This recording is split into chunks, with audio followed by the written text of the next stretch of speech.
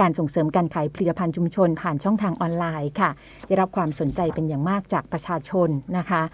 นายเจริญศรีวายโยพัฒนาการจังหวัดเชียงใหม่จะได้มาพูดคุยเรื่องนี้ค่ะและปิดท้ายกันเราจะไปติดตามเรื่องการให้ความช่วยเหลือประชาชนที่ประสบปัญหาทางสังคมในช่วงโควิดกับ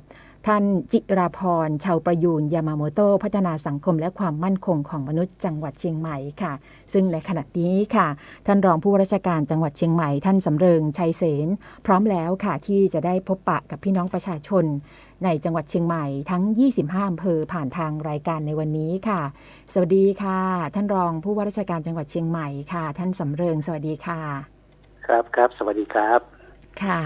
วันนี้เราเจอกันนะคะในวันอาทิตย์เช่นเคยนะคะดังนั้นแล้วเนี่ยสิ่งที่เราอยากจะติดตามให้ทางจังหวัดเชียงใหม่นะคะโดยวันนี้เนี่ยท่านผู้ว่าได้มอบหมายให้ท่านรองสำเริงชัยเสนรองผู้ว่าราชการจังหวัดเชียงใหม่ได้มาพบปะกับพี่น้องประชาชนค่ะก่อนอื่นค่ะอยากจะให้ท่านได้ทักทายพี่น้องประชาชนทั้ง25อำเภอนะคะและทางออนไลน์อาจจะฟังเราทั่วประเทศเลยล่ะค่ะท่านรองคะครับสวัสดีครับท่านพ่อแม่น้องชาวเชียงใหม่ทุกท่านนะครับที่รับฟังรายการนี้อยู่นะครับซึ่งก็จะเหมือนกับทางคุณยุ้ยได้พูดพบปะนะครับทุกครั้งที่ท่านผู้ว่ามอบผมมาก็ได้พูดถึงเรื่องภาคเศรษฐกิจและก็การเป็นอยู่ของประชาชนในช่วงนี้ที่มีสถานการณ์โควิดนะครับซึ่งการช่วยเหลือแต่ละมีได้พูดคุยกันมาตรการออกมาจากทางรัฐบาลนะครับซึ่งอาทิตย์ที่แล้วก็ได้พูดถึงเรื่องการแก้ไขมาตรการช่วยเหลือกลุ่ม SME ในสถานการณ์โควิดที่ผ่านมาในการพักหนี้ก็ดีการช่วยเหลือการลดดอกเบี้ยหรือการมาตรการการส่งเสริมการประกอบการให้เพิ่มต้นทุนในลดในกรณีที่มาตรการผลผลิตนะครับส่วนที่สองมาตรการที่เราได้เคยคุยกันว่าการจะช่วยเหลือในระยะต่อไปแนวโน้มข้างหน้าในภาคการบริการนะครับซึ่งเคยพูดถึงคราวที่แล้วว่าจากสถานการณ์ที่มีการประกาศพื้นที่ควบคุมแล้วก็มีการดำเนินการที่กลับบ้านของพรรคของผู้ใช้แรงงานในส่วนในภาคที่เป็นพื้นที่สีแดงเข้มข้นแล้วก็กลับมาภูมิลำเนา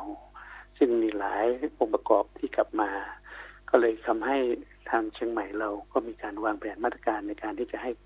ธุรกิจหรือการบริการเชื่อมโยงต่อนี้จะมีอะไรได้บ้างอย่างร้านค้าหรือร้านอาหารหรือโรงแรมโรงเรียนรถรับส่งต่างๆนี้ก็หยุดไปในช่วงที่ผ่านมาแต่กลุ่มที่กลับมาบ้านก็มีหลายกลุ่มที่ได้ไปทำสร้างงานใหม่หรือการลงทุนในการที่ทำเป็นเศรษฐกิจพอเพียงการสร้างสวนครัวการที่จะทำธุรกิจเล็กๆในพื้นที่นะก็แต่ก็เป็นการที่ทำให้ช่วงนี้ตลาดของเชียงใหม่ก็ยังอยู่ในระดับของทรงๆก็ขออนุญาตนำเรียนว่ายังมีกลุ่มอีกกลุ่มซึ่งทำลักษณะของไรเดอร์หรือการส่งในทำเป็นของฟู้ดแพนด้าก็ดีรายการของแก๊ปก็ดีรายการของกลุ่มของไลน์แมนก็ดี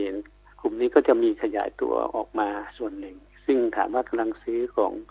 ผู้บริโภคก็เริ่มอยู่ในกลุ่มนี้เพราะไม่สามารถออกจากบ้านไปทานอาหาร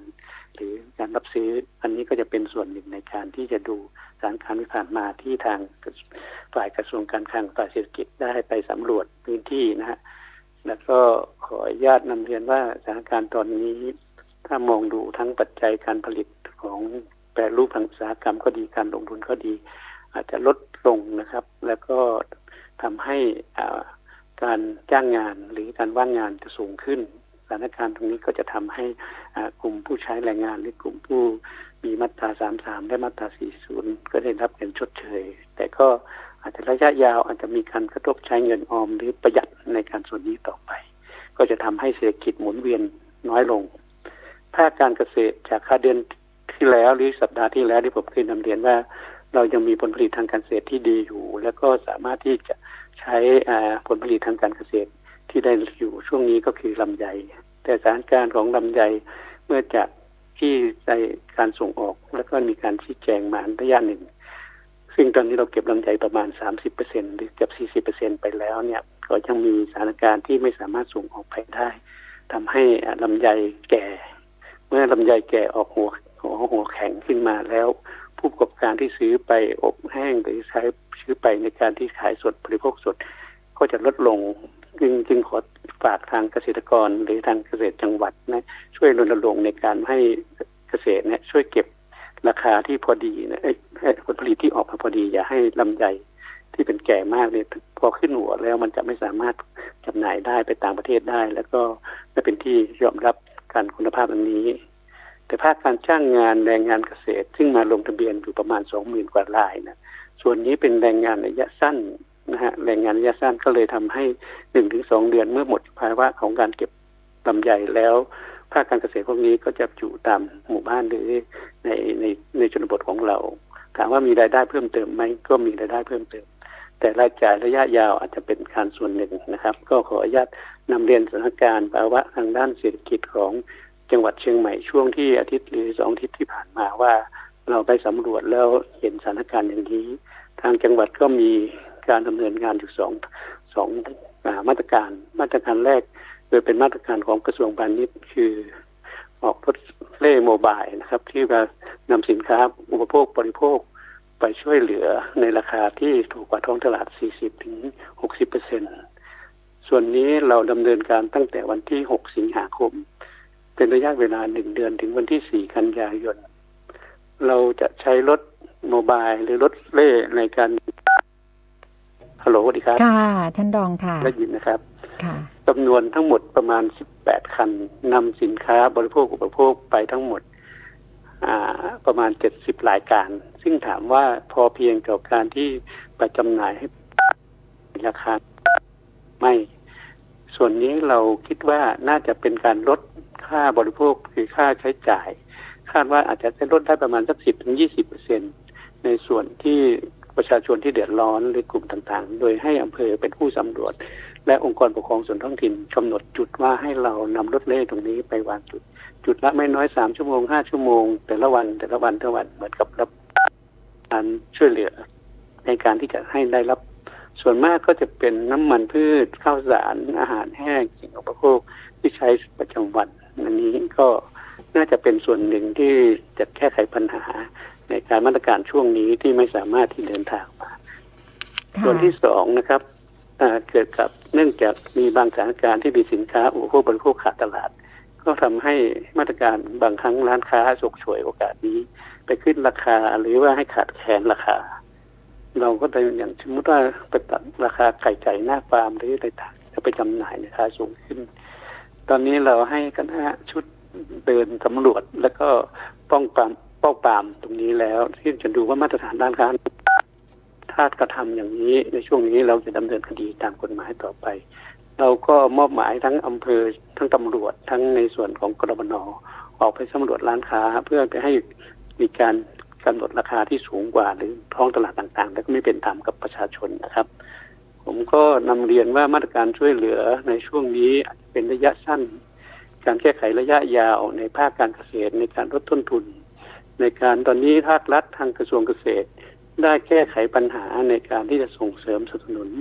เครื่องวัสดุหรือนวัตกรรมหรือแนวทางในการแก้ไขให้เกษตรกรลดต้นทุนโดยตอนนี้เรามีกลุ่มแปลงใหญ่อยู่52 กลุ่มได้รับการช่วยเหลือกลุ่มละไม่น้อย2 ล้านถึง3 ล้านบาทโดยเฉพาะที่จะเป็นข้าวเป็นกระเทียมเป็นพืชผักลำไยหรือกาแฟแล้วก็มะม่วงส่วนพวกนี้หอมใหญ่จะให้เห็นว่าโครงการที่เราเตรียมไว้นี้เป็นการระยะยาวเพื่อส่งเสริมให้เกษตรกรแต่ลดต้นทุนมีเครื่องจักรมีนวัตกรรมในการที่จะใช้แปรรูปก็ดีในการทำลงทุนก็ดีก็คาดว่าในการที่จะดำเนินระยะยาวนี้ก็คงจะเป็นทุนให้เกษตรกรฟื้นฟูในฐานค่ะก็จะมีรายการที่ส่วนที่เสริมของธกส.และสหกรณ์ก็คือการพักหนี้และการปล่อยกู้รายวันให้กับกลุ่มฐานรากโดยคิดดอกเบี้ยต่ำช่วงนี้ธกส.และสหกรณ์ก็พยายามที่จะให้ลูกค้าที่เป็นสมาชิกสหกรณ์หรือธกส.ได้บริการสินเชื่อในส่วนนี้นะครับก็ขออนุญาตนำเรียนในกลุ่มพี่น้องในชาวเชียงใหม่ก็ดีในช่วงนี้การบริโภคมันไม่หมุนเวียนขอให้ท่านช่วยเหลือเกษตรกรหรือถ้าเกษตรกรมีสินค้านำมาจำหน่ายจะบริโภคได้มีรายได้แล้วก็สามารถจัดซื้อจัดขายก่อยก็ทำให้หมุนเวียนต่อไปอีกหลายรอบก็จะมีรายได้สูงขึ้นการขยายตัวของทางเศรษฐกิจก็จะเริ่ม ขยายขึ้นอย่างนี้ครับ ค่ะ ก็นำเรียนว่าภาครัฐภาคจังหวัดก็น่าจะมีการประชุมและแนวทางในการดำเนินงานปฏิบัติต่อไปครับ ค่ะค่ะจะเห็นได้ว่าตอนนี้ประชาชนเริ่มที่จะเข้าใจแล้วก็ปรับตัวเข้ากับสถานการณ์แล้วนะคะเพราะว่าก็เกิดการแพร่ระบาดหลายรอบนะคะอย่างตัวเลขเมื่อวานนี้ก็มีผู้ป่วยรายใหม่72รายดังนั้นแล้วค่ะ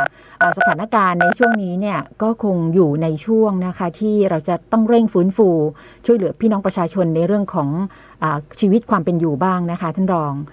เรื่องของราคาสินค้าค่ะคือจริงๆแล้วเนี่ยแม้ว่าไม่ได้มีสถานการณ์โควิดนะคะเรื่องของราคาสินค้าก็ต้องมีความผันผวนอยู่แล้วช่วงนี้เห็นว่าในเรื่องของไข่ไก่นะคะแล้วก็พืชผักบางชนิดเนี่ยเริ่มที่จะปรับตัวดังนั้นแล้วเนี่ยเกี่ยวกับเรื่องนี้ค่ะท่านมีข้อแนะนำอย่างไรดีคะครับช่วงนี้นะครับในการที่กักตุนหรือสินค้าที่ทุกท่านเป็นห่วงว่าจะไม่พอเพียงเนี่ยทางจังหวัดได้ประกอบการและก็ผู้ที่นำที่เป็นบริโภคนี้นะครับมีพอเราจะเชิญชวนว่าถ้าท่านกักตุนไปแล้วสินค้าจะขาดในส่วนนั้นไปขอให้ท่านใช้พิจารณาในความพอการที่จะใช้นะครับค่ะเราถามว่าถ้าเราซื้อกันยกแผงครอบครัวละ10หรือว่านั่นเกินก็จะทำให้มันอาจขาดจำนวนที่จะไปให้ครอบครัวอื่นได้แต่ถ้าท่านซื้อพอดี2แผงหรือแผง2แผงพอจำนวนละ1 3 4 5วันหรืออะไรแล้วก็ท่านก็ซื้ออีกสินค้านี้มีตลอดทุกวันสร้างความมั่นใจได้นะครับผมค่ะค่ะอย่างเช่นอุปโภคบริโภคอื่นๆเนี่ยตอนนี้ทางกระทรวงพาณิชย์ได้แจ้งให้กับร้านค้าธงฟ้าก็ดีร้านผู้ประกอบการรายย่อยก็ดีรับส่งบริการที่อยู่ในราคามาตรฐานในท้องตลาดแล้วที่คาดดูสำรวจการปริมาณกักตุนก็ไม่มีครับในการกักตุนไว้ก็จะมีการกักตุนรอขึ้นราคาก็ไม่มีขายระบายหรือว่าขายหน้าร้านได้ปกติทุกวันตามปกตินะครับค่ะตอนนี้ทางพาณิชย์เองแล้วก็หน่วยงานที่เกี่ยวข้องก็ช่วยกันสอดส่องดูแลอยู่นะคะค่ะอีกสักครู่หนึ่งค่ะเราจะไปติดตามในส่วนของการช่วยเหลือผู้ประสบภัยแล้วก็เรื่องของความต้องการโลหิตนะคะของเหล่ากาชาติจังหวัดเชียงใหม่โดยพัฒนาการจังหวัดเชียงใหม่ก็จะได้คุยถึงเรื่องของการลดรายจ่ายในครัวเรือนแล้วก็ในส่วนของทางพัฒนาสังคมและความมั่นคงของมนุษย์ก็จะพูดถึงเรื่องของการประสบปัญหาสังคมในช่วงโควิดค่ะอยากจะให้ท่านฝากไว้ในช่วงท้ายนี้นะคะถึงหน่วยงานที่เกี่ยวข้องในรายการวันนี้ด้วยค่ะครับนำเรียนอย่างนี้นะครับถ้าเป็นกลุ่มเปราะบางทางสังคมซึ่งทางวันนี้ภาคบริการทางสังคมและสวัสดิการเพื่อจะช่วยเหลือพ่อแม่พี่น้องประชาชนที่มีจุดเปราะบางวันนี้ท่านนายกเหล่ากาชาติก็ดีท่านจังหวัดก็ดีแล้วก็ท่านพัฒนาความมั่นคงมนุษย์ก็ดีในการที่จะมานำเสนอในการช่วยเหลือมาตรการกลุ่มของเราพยายามที่จะนำเรียนว่าสินค้าหรืออุปโภคบริโภคต่างๆหรือการดำเนินการที่ท่านสร้างลดรายจ่ายเพิ่มรายได้ให้กับพ่อแม่พี่น้องที่เป็นครอบครัวก็ดีทางเรามีกองทุนเรามีการดำเนินการในการให้ความรู้หรือการแปรรูปหรือการดำเนินการในช่วงนี้เพื่อจะได้นำมาช่วยเหลือกับพ่อแม่พี่น้องที่เป็นกลุ่มเปราะบางนะครับก็ฝากทางครอบครัวหรือในส่วนนี้ขอรับการสนับสนุนจากกองทุนภาคการเกษตรก็ดีกองทุนภาคการของพัฒนาชุมชนก็ดีหรือกองทุนของความมั่นคงของมนุษย์ก็ดีอันนี้อยากจะให้ท่านช่วยกระจายเรื่องกองทุนด้วยก็น่าจะเป็นความเหมาะสมนะครับค่ะอีกสักเล็กน้อยค่ะเห็นว่า2วันนี้นะคะเราเปิดให้กลุ่มผู้สูงอายุนะคะได้ไปฉีดวัคซีนที่ศูนย์ฉีดวัคซีนโดยบุตรหลานที่พาผู้สูงอายุไปนะคะก็จะได้รับการฉีดวัคซีนด้วยดังนั้นให้ท่านรองได้ฝากเชิญชวนในช่วงท้ายนี้ค่ะครับในการครอบครัวพาฉีดวัคซีนนะครับซึ่งถือว่าเป็นการส่วนหนึ่งที่จะให้เห็นครอบครัวอบอุ่นและก็มีการป้องกันในความของการดำเนินการในการอยู่ร่วมกันนะครับก็ทางจังหวัดก็ดีทางสาธารณสุขก็ดีและการส่วนนี้ก็ดีอยากจะให้ทุกครอบครัวนะฮะได้มีการที่จะพาไปก็เลยมีการทำแคมเปญในการช่วยเหลือในการที่จะพัฒนาในการที่จะนำรายได้ต่างๆนี้ไปช่วยให้ก็มีมอบของที่เล็กของมอบสิ่งของที่ช่วยจำเป็นในการให้ดูแลว่าครอบครัวอบอุ่นและขยายผลต่อไปอย่างไรนะครับผมค่ะ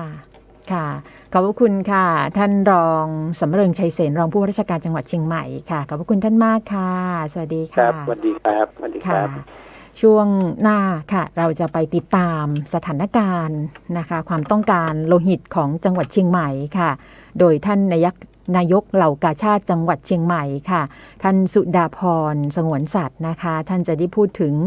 การช่วยเหลือประชาชนผู้ประสบภัยและความต้องการโลหิตของจังหวัดเชียงใหม่ค่ะซึ่งสถานการณ์โลหิตนะคะที่ผ่านมาเราจะเห็นได้ว่านะคะหลายคนเนี่ยก็วิตกกังวลนะคะและขาดความมั่นใจจึงชะลอในการบริจาคโลหิตนะคะทำให้โลหิตที่จะต้องใช้นะคะในการช่วยเหลือผู้ป่วยเนี่ยมีจำนวนลดลงค่ะดังนั้นแล้วเกี่ยวกับเรื่องนี้นะคะท่านนายกเหล่ากาชาติจังหวัดเชียงใหม่ท่านสุดาพรสงวนสัตว์ท่านอยู่ในสายแล้วค่ะสวัสดีค่ะสวัสดีค่ะค่ะท่านนายกเหล่ากาชาติจังหวัดเชียงใหม่ท่านสุดาพรสงวนสัตว์ค่ะความต้องการโลหิตของจังหวัดเชียงใหม่ณจนถึงขนาดนี้มากน้อยอย่างไรคะที่เราจะต้องรณรงค์เชิญชวนให้คนได้มาบริจาคโลหิตเพิ่มมากยิ่งขึ้นนะคะการค่ะก่อนอื่นก็ขอสวัสดีท่านผู้ชมทุกท่านกันนะคะในเรื่องของการรับบริจาคโลหิตเนี่ยนะคะช่วงนี้มีการรับบริจาคโลหิตได้จำนวนโลหิตที่ลดลงไปถึง 50% เลยนะคะอย่างช่วงที่ผ่านมาช่วงวันที่28กรกฎาคมที่ผ่านมาซึ่งเป็นวันเฉลิมพระชนม์พระบาทสมเด็จพระเจ้าอยู่หัวนะคะก็การรับบริจาคโลหิตลดลงไปประมาณ 50% ค่ะจากที่ทุกครั้งที่เราเคยเปิดรับบริจาคเป็นประจำในวันเฉลิมหรือว่าวันสำคัญต่างๆก็จะได้ประมาณวันละไม่ต่ำกว่า300-400 ยูนิตนะคะที่ผ่านมาเนี่ยเราก็ได้อยู่ประมาณ150-160 ยูนิตนะคะค่ะในส่วนของการที่คนไปน้อยนะคะนอกเหนือจากความวิตกกังวลในเรื่องของโควิด-19 นี้มีส่วนสำคัญไหมคะก็น่าจะมีส่วนสำคัญนะคะแต่ทั้งนี้ทั้งนั้นนี่ทางภาคบริการโลหิตนะคะหัวหน้าภาคบริการโลหิตก็รับรองยืนยันเพราะว่าเราได้รับการกำชับมาจากศูนย์บริการโลหิตแห่งชาติในเรื่องของมาตรการการป้องกันการแพร่ระบาดของโควิด -19 อย่างเคร่งครัดไม่ว่าจะเป็นเรื่องการสวมหน้ากากเว้นระยะห่างล้างมือแล้วก็มีทุกอย่างตามมาตรการของที่ศูนย์บริการโลหิตแห่งชาติกำชับมาก็มั่นใจว่าถ้าทุกท่านที่มาบริจาคโลหิตก็ปลอดภัยทุกท่านนะคะเพราะว่าที่ผ่านมาเนี่ยเราก็เปิดให้บริการเป็นประจำอยู่ทุกวันก็ยังไม่มีข่าวเรื่องได้รับการติดเชื้อจากหน่วยรับบริจาคโลหิตของเราทุกแห่งเลยค่ะไม่มีเรื่องมั่นใจได้ค่ะซึ่งก็อยากจะให้ประชาชนนะคะได้เข้าบริจาคโลหิตนะคะสถานที่ที่จะบริจาคโลหิตค่ะยังคงเป็นที่เดิมหรือว่ามีการออกหน่วยเป็นพิเศษที่ไหนไหมคะท่านคะหน่วยนี้ก็ยังมีหน่วยแต่ว่าทีนี้ในส่วนหน่วยของอำเภอเนี่ยอาจจะด้วยสถานการณ์การแพร่ระบาดของโควิด -19 อย่างหนึ่งแล้วก็มีงดไปหลายอำเภอแต่ด้วยอีกภารกิจหนึ่งก็ท่านในอำเภออาจจะมีภารกิจที่ต้องไปเกี่ยวกับเรื่องของการจัดการเรื่องของโควิด -19 นะคะก็มีหลายอำเภอที่งดหน่วยไปสำหรับเดือนสิงหาคมนี้นะคะแต่เดือนที่ผ่านมาอย่างเดือนกรกฎาคมทั้งท่ามกลางการแพร่ระบาดของโควิด -19 ก็ได้รับความร่วมมือจากหลายภาคส่วนจากหน่วยรับบริจาคโลหิตของเราเดือนที่แล้วนี่น่าจะงดไปแค่หน่วยเดียวอะค่ะเดือนที่แล้วนี่ก็มีได้เปิดให้พอมาเดือนสิงหาคมนี่ก็ขอปิดหน่วยรับบริจาคโลหิตไปค่อนข้างเยอะแต่สำหรับที่รับบริจาคอยู่เป็นประจำทุกวันไม่ว่าจะเป็นภาคบริการโลหิตที่10นะคะที่หลังโรงเรียนยุพราชแล้วก็ไม่ว่าจะเป็นโรงพยาบาลมหาราชโรงพยาบาลนครพิงค์ก็ยังเปิดรับบริจาคโลหิตเป็นประจำอยู่นะคะที่เก่าเวลาเดิมค่ะค่ะผู้ที่เคยบริจาคโลหิตก็มั่นใจได้นะคะเชิญชวนไปบริจาคโลหิตเช่นเดิมนะคะขออนุญาตนะคะในวันที่12 สิงหาคม 2564 นี้ก็เราก็มีจัดแคมเปญรับบริจาคโลหิตที่ภาคบริการโลหิตเป็นประจำเพื่อเป็นถวายเป็นพระราชกุศลแด่สมเด็จพระพันปีหลวงของ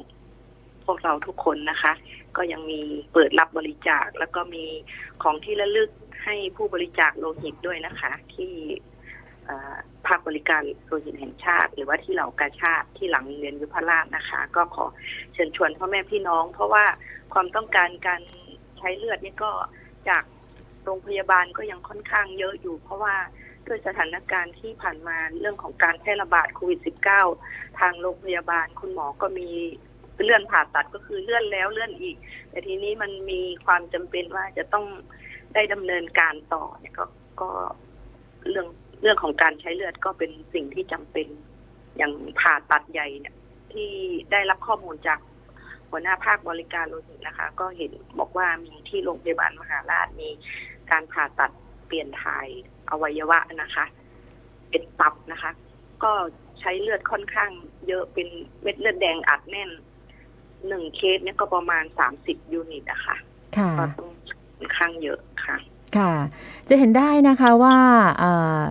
แม้แต่เรื่องของการบริจาคโลหิตนะคะสถานการณ์โควิด -19 ก็ทำให้กระทบได้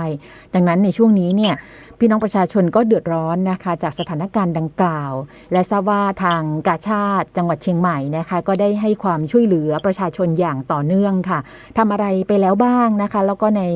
ระยะอันใกล้นี้นะคะจะได้ให้ความช่วยเหลืออย่างไรจะได้ประชาสัมพันธ์ให้กับพี่น้องประชาชนได้ทราบด้วยนะคะค่ะ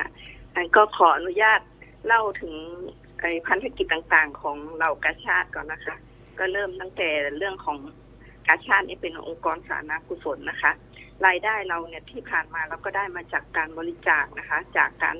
ขายฉลากกาชาดจากการออกร้านมัทฉากาชาดก็ถือโอกาสนี้ขอขอบพระคุณทุกภาคส่วนพี่น้องชาวเชียงใหม่ตลอดจนผู้ที่พำนักในจังหวัดเชียงใหม่นะคะที่ได้ให้การสนับสนุนกิจกรรมอันเป็นกุศลของเหล่ากาชาดจังหวัดเชียงใหม่ด้วยดีตลอดมานะคะสำหรับพันธกิจสำคัญของเหล่ากาชาดจังหวัดเชียงใหม่นะคะเราก็มีตั้งแต่เรื่องของการให้การสังคมสงเคราะห์แก่ผู้ยากไร้ผู้ด้อยโอกาสผู้ป่วยติดเตียงนะคะอย่างที่ผ่านมาเนี่ยเราก็ได้มีถุงยังชีพลงไปเยี่ยมผู้ป่วยติดเตียงอยู่557รายนะคะแล้วก็มีเรื่องของในปีงบประมาณ2564นี้เราสร้างบ้านเทิดไทยองค์ราชันให้10อำเภอนะคะที่ผ่านมานี้เรามอบไปแล้ว1หลังก็คือที่อำเภอแม่ออนอันนี้ก็ได้รับความนอกจากเงินที่เรากาชาดให้การช่วยเหลือหลังละ100,000 บาทเราก็ได้รับน้ำจิตน้ำใจจากพี่น้องชาวแม่ออนสร้างบ้านให้ผู้ยากไร้ได้อยู่ได้มีความมั่นคงแข็งแรงปลอดภัยและก็ได้ดูดีสวยงามด้วยนะคะแล้วก็เหลืออีก9หลังอยู่ระหว่างดำเนินการแล้วก็มีโครงการเรื่องของการส่งเสริมคุณภาพชีวิตที่ผ่านมาเราก็ได้มอบจักรยานให้เด็กนักเรียน25อำเภอ250คันนี้ก็เป็นสิ่งจักรยานที่ท่านได้มอบมาทุกๆอำเภอได้มอบให้เหล่ากาชาดในวันรวมน้ำใจแต่ทีนี้เราติดว่าในช่วงปลายปีที่จัดหารายได้ออกร้านมัทฉากาชาดเราก็ประสบปัญหาว่าเราออกร้านได้แค่4วันแต่สิ่งของที่ทุกท่านบริจาคมาถึงมือพี่น้องชาวเชียงใหม่ผู้ได้รับความเดือดร้อนทุกชิ้นเลยนะคะสิ่งของแม้แต่จักรยานที่เหลือจากงานมัทฉากาชาดเราก็ได้ส่งมอบให้เด็กนักเรียนทั้ง25อำเภอแล้วก็อีกโครงการหนึ่งก็คือการจัดหาที่นอนน้ำยางพาราสำหรับผู้ป่วยติดเตียงเพื่อป้องกันการแผลกดทับป้องกันการเกิดแผลกดทับนะคะมี15อำเภอ150ผืนก็เป็นโครงการอำเภอละ100,000 บาทนะคะแล้วก็มีเรื่องของโครงการพระราชดำรินะคะนี่เราก็ได้มีเยี่ยมนักเรียนในพระราชานุเคราะห์มีเยี่ยมผู้ป่วยในพระราชานุเคราะห์นะคะก็มีพี่น้องเราที่ได้รับความเดือดร้อนเยอะแยะมากมายแล้วก็กิจกรรมสำคัญอีกอย่างนึงนะคะก็เรื่องของการบรรเทาทุกข์ที่ผ่านมาเนี่ยเราก็จะบรรเทาทุกข์ในเรื่องของอุทกภัยวาตภัยอัคคีภัยนะคะที่ผ่านมาแต่ตั้งแต่ปี2563จนถึงปัจจุบันเนี่ยเราจะมีได้บรรเทาทุกข์อีกทุกข์หนึ่งคือผู้ประสบภัยโควิด -19 นะคะมีผู้ที่มีปัญหาตกงานขาดรายได้ไม่เพียงพอนะคะเราก็ได้รับ เราก็จัดถุงบรรเทาทุกข์ตลอดจนส่งเสริมคุณภาพชีวิตนะคะให้แก่กลุ่มเป้าหมายเป็นหญิงตั้งครรภ์ในครอบครัวยากไร้ที่ได้รับผลกระทบ343รายนะคะที่เลือกกลุ่มเป้าหมายที่เป็นหญิงตั้งครรภ์เนี่ยเราก็มองว่า1คนในหญิงตั้งครรภ์1คนนี่มี2ชีวิตนะคะแล้วก็มีชีวิตที่สำคัญอยู่ในครรภ์มารดาถ้าเขาได้รับการดูแลที่ดีตั้งแต่ในครรภ์ตลอดจนเกิดรอดปลอดภัยเติบใหญ่มาเขาก็จะได้เป็นคนที่มีคุณภาพของสังคมนะคะแล้วก็อีกกลุ่มเป้าหมายหนึ่งก็คือเด็กนักเรียนที่ครอบครัวได้รับผลกระทบโควิดเช่นกันเราก็ได้จัดถุงยังชีพชุดเครื่องเขียนชุดลำลองของบริโภคมี894รายส่วนหนึ่งเราก็ได้รับการสนับสนุนจากชมรมแม่บ้านมหาดไทยจากผู้ใจบุญต่างๆนะคะก็มาร่วมสมทบกับเราแล้วอีกภารกิจหนึ่งก็คือเป็นผู้แทนของสภากาชาดไทยนะคะสภากาชาดไทยที่ผ่านมาเนี่ยก็ได้จัดแท้งน้ำสำหรับพี่น้องชาวอำเภอดอยเต่าแท้ง500 ลิตรนะคะ3แท้งแล้วก็มีไม้เท้าเลเซอร์พระราชทานจากกรมสมเด็จพระเทพนะคะท่านพระราชทานให้แก่ผู้ป่วยพาร์กินสันในพื้นที่จังหวัดเชียงใหม่เราแล้วก็อีกที่สำคัญเลยนะคะก็มีเรื่องของมอบถุงบรรเทาทุกข์จากสถานีกาชาดที่3สำนักบรรเทาทุกข์ประชานามัยพิทักษ์สภากาชาดไทยนะคะนี้ให้แก่กลุ่มเสี่ยงผู้กักตัว14 วัน1,676 รายนะคะอันนี้ก็เป็นภารกิจที่สำคัญที่เราจะช่วยเหลือให้พี่น้องที่กักตัวที่บ้านได้มีอาหารมีน้ำดื่มเพียงพอในช่วงที่กักตัวที่บ้านเพื่อป้องกันการแพร่ระบาดของโควิด -19 นะคะค่ะแล้วก็ขออนุญาตประชาสัมพันธ์นะคะตรงเรื่องของถุงบรรเทาทุกข์สภากาชาดไทยสู้ภัยโควิดเนี่ยนะคะที่ผ่านมาเนี่ยเราก็ได้รับความร่วมมือเป็นอย่างดีจากกิ่งกาชาดแล้วก็จากท่านนายอำเภอทุกอำเภอที่ให้การสนับสนุนส่งเสริมการใช้แอปพลิเคชันพ้นภัยนะคะอันนี้หลายๆท่านก็อาจจะเคยได้ยินแล้วอย่างพี่น้องในอำเภอต่างๆเนี่ยก็ได้เพราะว่าตัวนายกเหล่ากาชาดเองนี่ก็ได้ลงไปเกือบจะทุกอำเภอแล้วในเรื่องของการประชาสัมพันธ์การใช้แอปพลิเคชันพ้นภัยที่ผ่านมาเนี่ยก็ได้น้องสมาร์ททีมที่น้องๆเป็นเด็กรุ่นใหม่นะคะก็สามารถใช้แอปพลิเคชันตรงนี้ช่วยเหลือพี่น้องในอำเภอต่างๆของเราได้เป็นอย่างดีแล้วก็ของจากสภากาชาดไทยก็สามารถส่งถึงมือพี่น้องผู้ได้รับความเดือดร้อนโดยผ่านกลไกของอำเภอนะคะก็อยากจะประชาสัมพันธ์เรื่องแอปพลิเคชันพ้นภัยนะคะค่ะ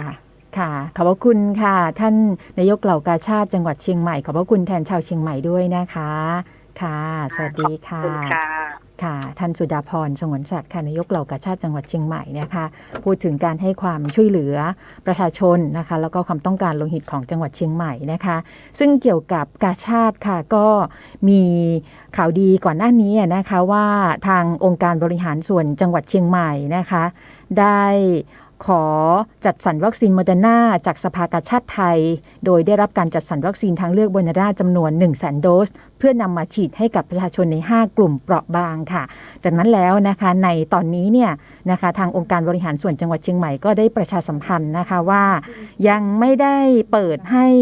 ลงชื่อจองวัคซีนนะคะเพราะฉะนั้นแล้วเนี่ยก็ขอให้ติดตามข้อมูลข่าวสารแล้วก็จะมีการประชาสัมพันธ์แจ้งให้ได้ทราบในโอกาสต่อไปค่ะ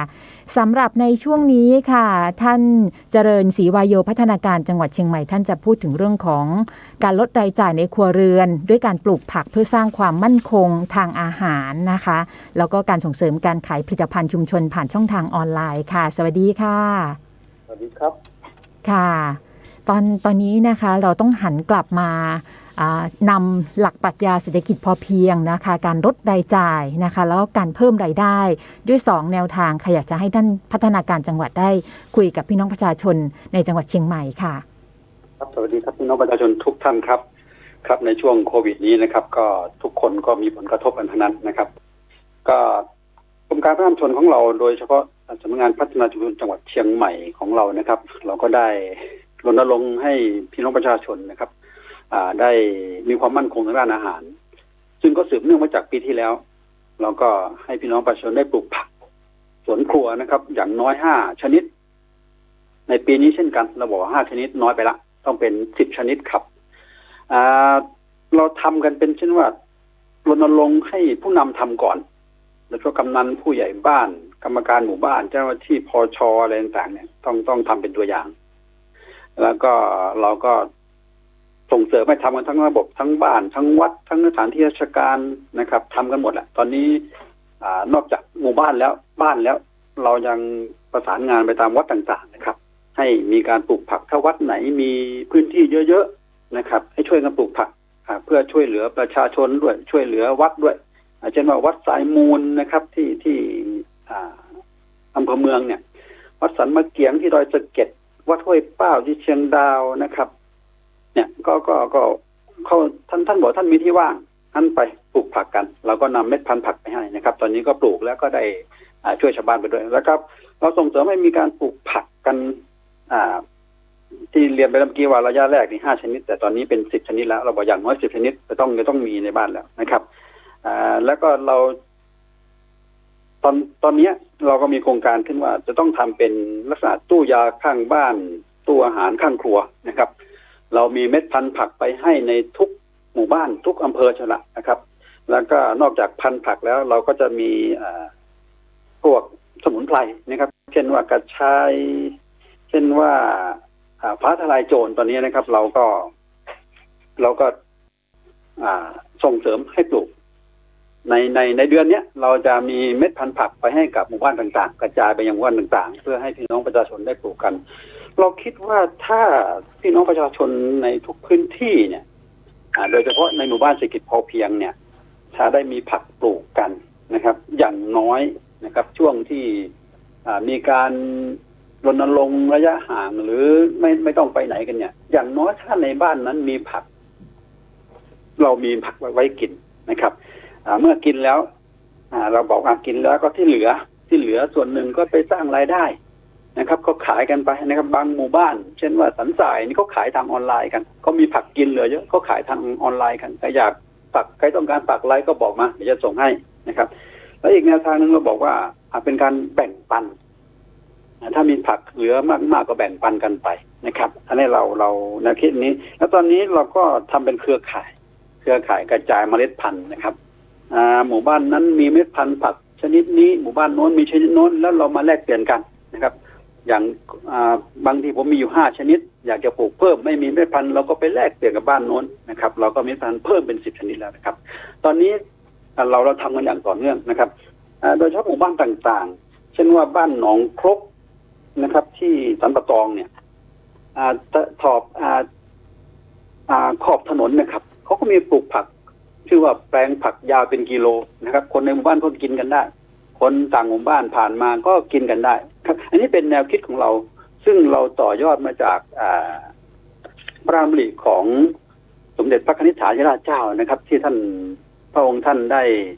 มีพระราชดำริให้มีการสร้างความมั่นคงทางด้านอาหารนะครับโดยเฉพาะเราร่วมสมัครโครงการบ้านนี้มีรักปลูกผักกินเองนะครับเรารณรงค์กันอย่างต่อเนื่องนะครับทุกพื้นที่ตอนนี้มีพื้นที่ต้นแบบมีหมู่บ้านที่เป็นแหล่งรวมเมล็ดพันธุ์ผักเพราะพันธุ์ผักกระจายไปยังตำบลนั้นๆนะครับที่เราทำกันตอนนี้เรื่องการปลูกผักสวนครัวนะครับค่ะเรื่องของการปลูกผักสวนครัวนะคะก็เป็นแนวทางอย่างหนึ่งนี่เราลดรายจ่ายไปแล้วนะคะเนื่องจากว่าเวลาเราน้อยค่ะให้ท่านพูดถึงเรื่องของการขายผลิตภัณฑ์ในชุมชนค่ะตอนนี้คนสนใจช่องทางนี้มากเลยนะคะเพราะว่าสินค้าคุณภาพแล้วก็ราคาไม่แพงด้วยนะคะให้ได้ฝากปิดท้ายในช่วงนี้เชิญชวนนะคะว่าจะเข้าไปติดตามซื้อแล้วก็ขายอย่างไรได้บ้างค่ะครับเรื่องนี้เช่นกันนะครับเรามีโอท็อปอยู่คราวนี้ของเรานี่มีโอท็อปอยู่ตั้ง7,000 กว่ารายการนะ 7,000 กว่าผลิตภัณฑ์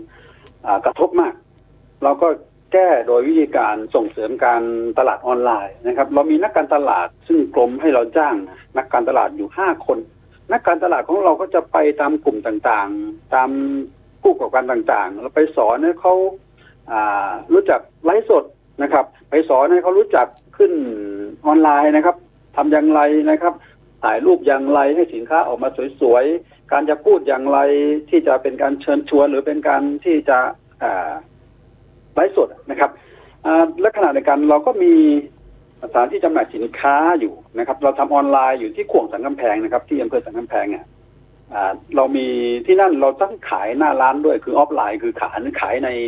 ในร้านแล้วก็ขายออนไลน์นะครับขายออนไลน์ด้วยนะครับที่นั่นมีสินค้าออนไลน์อยู่500 กว่ารายการนะครับถ้าเปิดไปใน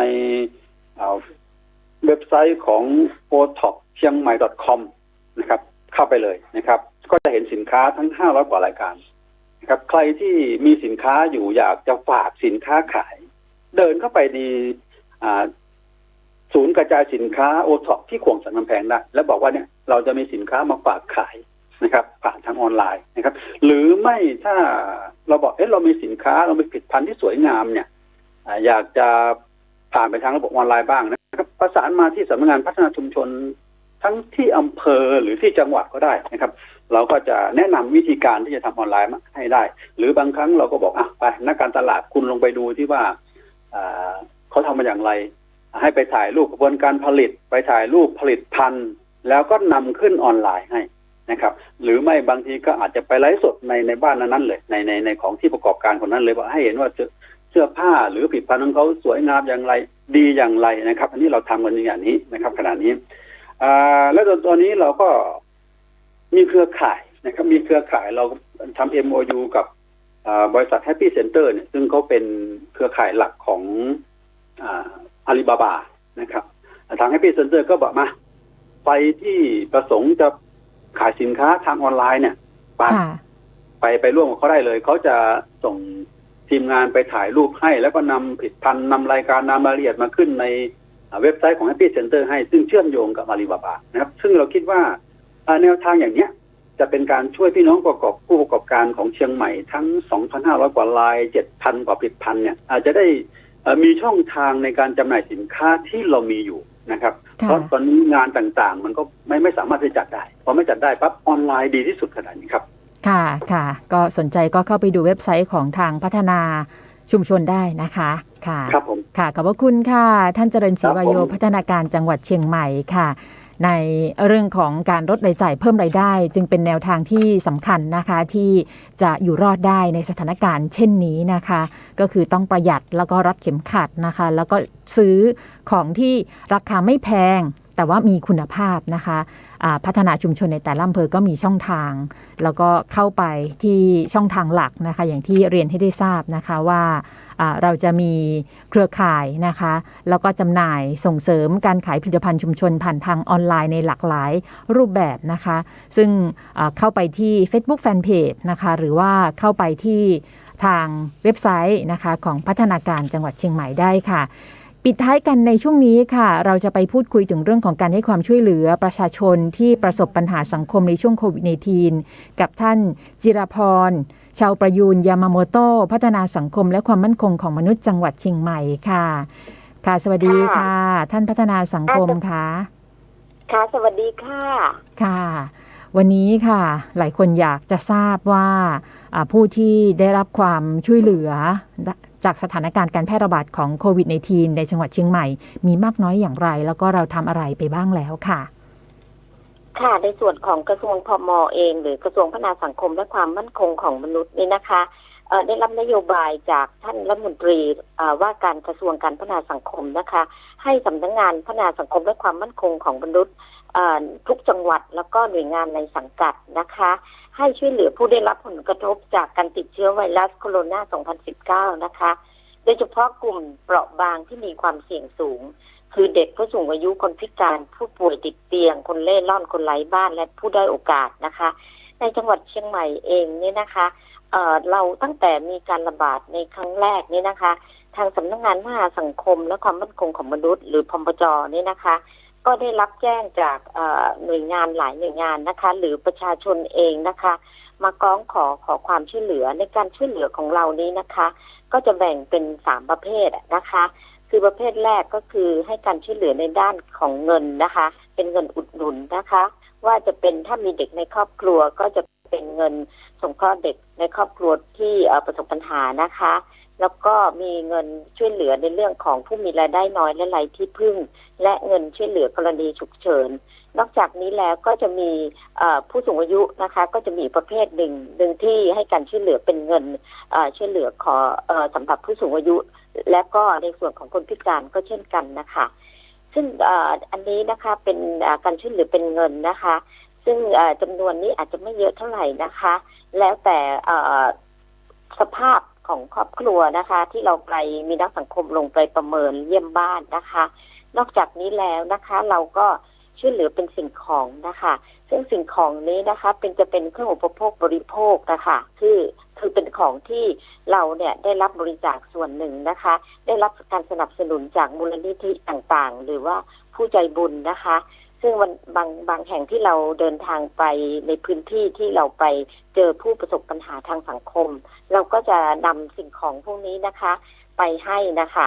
นอกจากนี้แล้วนะคะก็เป็นการให้คำปรึกษานะคะเพราะว่าเราก็พบเห็นในช่วงนี้นะคะมีผู้ที่ตกงานจำนวนมากหรือว่าผู้ที่มีความเครียดสูงนะคะแล้วบางทีเนี่ยจะมีปัญหาในเรื่องของครอบครัวมีการใช้ความรุนแรงทะเลาะเบาะแว้งใช้วาจาหรือทำร้ายร่างกายกันนี่นะคะเนื่องจากสภาพของที่เกิดจากตกงานบ้างนะคะความเครียดอะไรจากผู้ที่สูญเสียบุคคลในครอบครัวนะคะซึ่งอันนี้เนี่ยนะคะทางเราเองเนี่ยเรามีศูนย์ช่วยเหลือทางสังคมนะคะสายด่วน1300ซึ่งสามารถที่จะโทรศัพท์มาขอคำปรึกษาโดยที่ไม่เสียสตังค์นะคะอันนี้นี่จะให้คำปรึกษาฟรีตลอด24ชั่วโมงนะคะอันนี้นี่คือสิ่งที่เราได้ช่วยเหลือไปนะคะค่ะในสถานการณ์ตอนนี้นะคะเราจะเห็นได้ว่าความช่วยเหลือเนี่ยบางคนที่เขาเดือดร้อนจริงๆอาจจะเข้าไม่ถึงเรามีเชิงรุกบ้างไหมคะลงพื้นที่หรือว่าใครที่อยู่ใกล้เคียงสามารถที่จะเข้าไปขอความช่วยเหลือได้ถ้าใกล้สุดนะคะแล้วก็เร็วสุดนี้ผ่านหน่วยไหนคะคืออย่างนี้ค่ะในแต่ละพื้นที่นี้นะคะเราก็มีอาสาสมัครพัฒนาสังคมและความมั่นคงของมนุษย์นะคะในแต่ละพื้นที่นะคะซึ่งอาสาสมัครของเรานี้นะคะก็จะสวมหมวกหลายท่านนะคะสวมหมวกเดียวกับอสม.นะคะซึ่งเราได้รับแจ้งส่วนใหญ่นี้นะคะก็จะเป็นอาสาสมัครของเราหรือแม้แต่อปท.เองซึ่งจะมี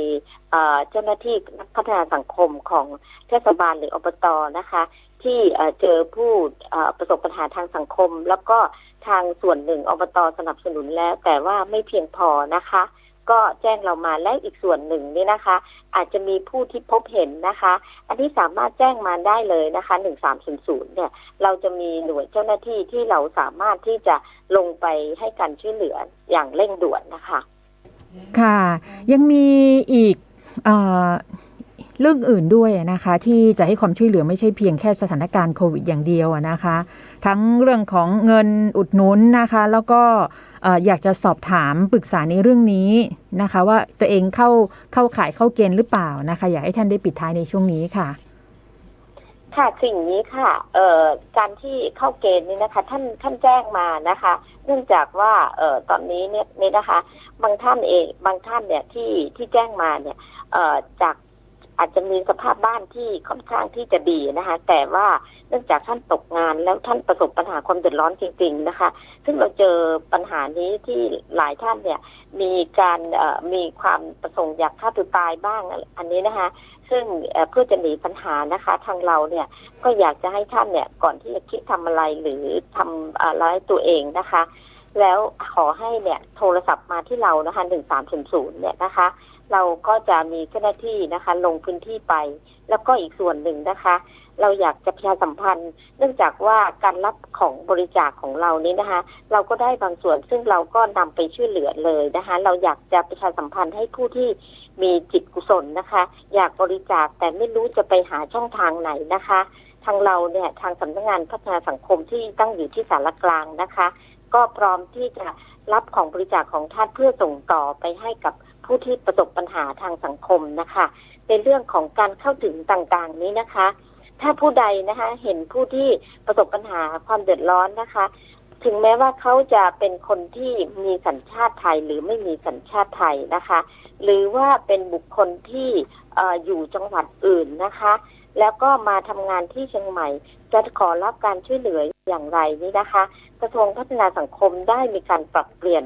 ระเบียบนะคะในการช่วยเหลือในเรื่องของการเงินนี่นะคะคือผู้ที่อยู่ต่างจังหวัดแต่มาทำงานที่เชียงใหม่นะคะก็สามารถมายื่นคำร้องที่สำนักงานพัฒนาสังคมหรือโทรศัพท์มาก็ได้นะคะที่1300นะคะแล้วจะมีเจ้าหน้าที่รับเรื่องและมีรับเรื่องไว้แล้วก็จะไปเยี่ยมบ้านแล้วก็สอบข้อเท็จจริงเพิ่มเติมนะคะค่ะก่อนที่จะจบรายการอยากให้ท่านแนะนำนะคะว่าสิ่งของใดบ้างนะคะที่นำมาบริจาคแล้วเนี่ยจะได้ใช้ประโยชน์บางทีเราบริจาคเป็นอาหารอย่างเดียวเนี่ยบางทีก็เน่าเสียทานไม่ทันอะไรต่างๆบางทีมาพร้อมกันทีเดียวเนี่ยก็น่าเสียดายนะคะค่ะคือสิ่งของที่เราต้องการรับบริจาคนี้นะคะก็มีหลายประเภทนะคะอันดับแรกก็คือข้าวสารนะคะข้าวสารอาหารแห้งเป็นน้ำปลาอะไรทั้งน้ำมันนะคะไข่หรือประเภทของที่แม้แต่ผักสดเราก็รับได้นะคะซึ่งเราก็จะมีหน่วยที่กระจายไปรับถึงที่หน่วยงานของท่านหรือว่าอาจจะเป็นศูนย์ที่ทำด้านเกษตรแล้วมีพืชผักที่ราคาตกต่ำขายไม่ได้หรือยังไงนะคะเรายินดีที่จะเป็นสื่อกลางในการรับไปมอบให้กับผู้ที่ประสบปัญหานะคะแล้วก็ของบางอย่างนี้นะคะที่เราต้องการนี่นะคะบางทีเนี่ยจะเป็นแพมเพิร์สหรือว่าเป็นเพราะว่าเรามีคนพิการนี่นะคะแล้วก็มีผู้สูงอายุที่ไม่สามารถที่จะช่วยเหลือตัวเองได้นะคะเราก็บริจาคขณะนี้ท่านกำลังฟังสถานีวิทยุกระจายเสียงพระพุทธศาสนา FM 104.5 เมกะเฮิรตซ์ท่านจิรพร ชาวประยูรยามาโมโตพัฒนาสังคมและความมั่นคงของมนุษย์นะคะก็ได้พูดคุยกับพี่น้องประชาชนขอบพระคุณท่านค่ะสวัสดีค่ะ วันนี้เป็นวันพระขอเรียนเชิญพุทธศาสนิกชนทุกท่านมากลั่นจิตให้ใสกลั่นใจให้เป็นบุญด้วยการให้ทานรักษา